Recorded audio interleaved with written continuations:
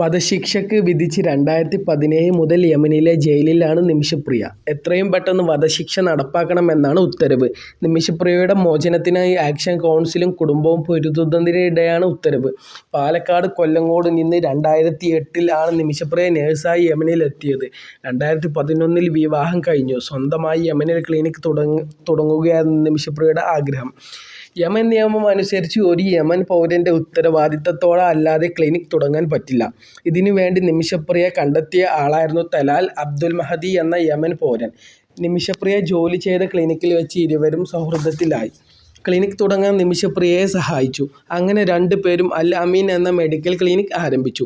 2015 നിമിഷപ്രിയയുടെ മകളുടെ മാമോദിസയിൽ പങ്കെടുക്കാൻ രണ്ടുപേരും നാട്ടിലെത്തി.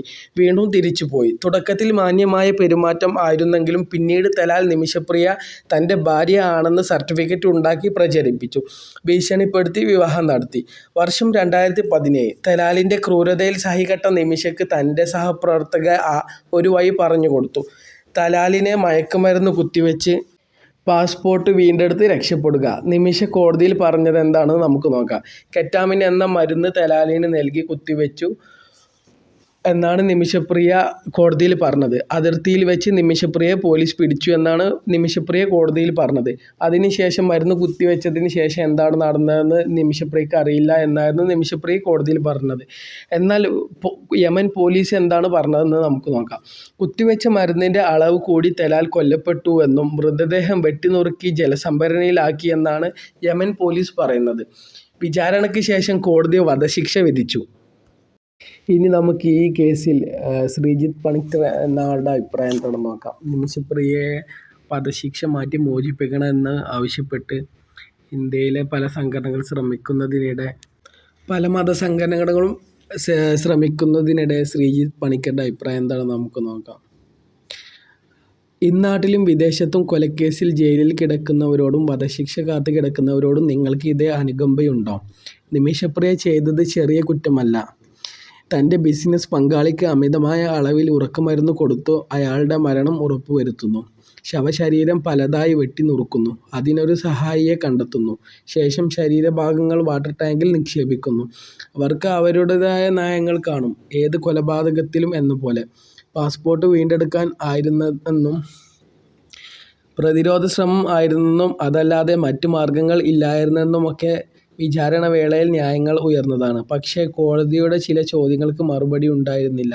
കൊലപാതകം ആസൂത്രിതം ആയിരുന്നില്ലേ? ഉറക്കമരുന്ന് അമിതമായി കൊടുത്തത്?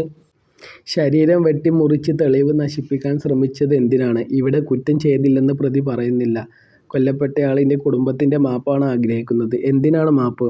അവരുടെ ഒരാളെ ക്രൂരമായി കൊന്നതിന്, ശവശരീരത്തെയും അപമാനിച്ചതിന്. ഇപ്പോൾ നടക്കുന്നത് ന്യായമെന്ന ചിന്ത എനിക്കില്ല.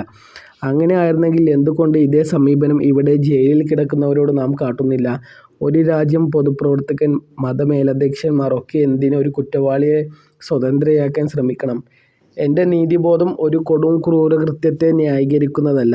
പ്രതിരോധ ശ്രമം എന്ന വാദം തെളിയിക്കാൻ കഴിഞ്ഞില്ലെന്ന് ഈ കേസിലെ പ്രധാന വിഷയമാണ്. ചെറിയൊരു കാര്യം ഓർമ്മിപ്പിക്കാം. സ്വന്തം രാജ്യത്തിൻ്റെ നിയമപ്രകാരവും അന്താരാഷ്ട്ര നിയമപ്രകാരവും ചെയ്തത് തെറ്റല്ല എന്ന് തെളിഞ്ഞിട്ടും ഇന്ത്യൻ